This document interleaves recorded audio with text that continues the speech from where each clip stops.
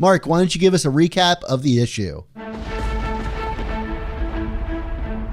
We open on the Upper East Side, and our old friend Kareem, probably the one character who is even more essential supporting cast member than Kamala Khan, is scaling the stairwell in a sketchy apartment building. He's shouting for the White Rabbit, and when he gets to his destination, we see the words, "Oh no."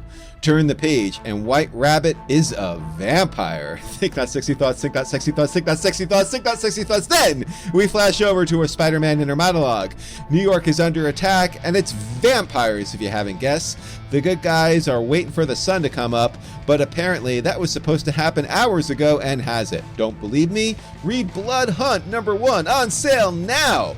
Anyway, Spider-Man is doing what he does best, which is saving people and punching out baddies. It's especially nice when it's as uncomplicated as this. He's fighting literal monsters, right? An angst-free dust-up is just what he needed. But then his cell phone buzzes, and it's an unknown number telling Peter someone needs Spider-Man. It ends with, "Tell him it's me," and it's on 86th and 2nd. Not sure which is worse, the vague texting or asking someone to get over to the 2nd Avenue subway during a vampire invasion. Will no one ever think of the traffic? Allegedly, it's 12 blocks away, and Spidey sees it's Kareem. Wait a second. Kareem, how did you get Peter's phone number? Spider-Man asks. Apparently, Tombstone has it on file in case he needs to kill Spidey. Spider-Man is about to bounce when Kareem tells him Rabbit is really in trouble. Spider-Man jokes about how eager he is to risk his life and limb to save someone who has tried to stab him with a carrot. A piece of broccoli maybe, but death by carrot crosses the line. And who can blame him? Spider-Man pulls an Amazing Fantasy number 15 and tells Kareem that it sounds like it's a Tombstone problem. You know Amazing Fantasy 15, right, Dan? I own that, by the way. Like that comic, Spider-Man has the change of heart because Kareem reminds him he's a hero and all. Kareem then gives him a bundle of steaks, and Spider-Man is trying to figure out what the plan is here. Kareem says Spidey needs to stab whoever turned Rabbit through the heart because that's what Google said. Google also said Kareem probably has some kind of rare incurable disease. Oh wait, that's just my Google results every time something hurts after I run, which is every day. Anyway, Spidey knows how vampires work, and he's off to save Rabbit. He bumps into some rats before his spider sense is triggered, and a hissing Rabbit is here to start a fight.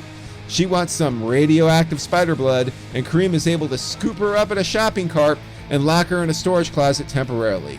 So Spider-Man is off to find the monster who turned Rabbit, and indeed, he finds the guy chained up in another room.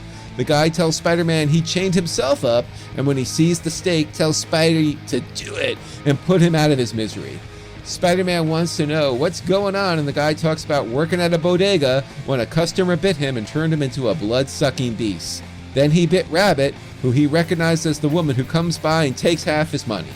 The man tells Spidey he used to wish a hero would come when he was robbing him so he could stop being afraid, but alas, we just gotta lay on another layer really thick here to trigger all of Peter's guilty thoughts, right there, Dan?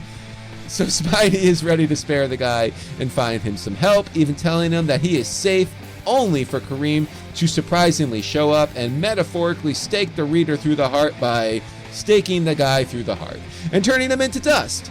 That's when Kareem reveals that he too has been bit, but hasn't turned yet. Spidey is ready to pummel Kareem for tricking him before a healed Rabbit walks in, and Kareem tells Spider-Man they're in a war and no one is going to care about a couple of casualties. Of course Spidey cares, but he's in his head now fighting the monsters. Nothing feels good, and he's still looking to find a way to help when the Lizard shows up, and he doesn't look too happy. Which Kurt Connors status quo are we going to acknowledge here? Check out Amazing Spider-Man Blood Hunt next to find out.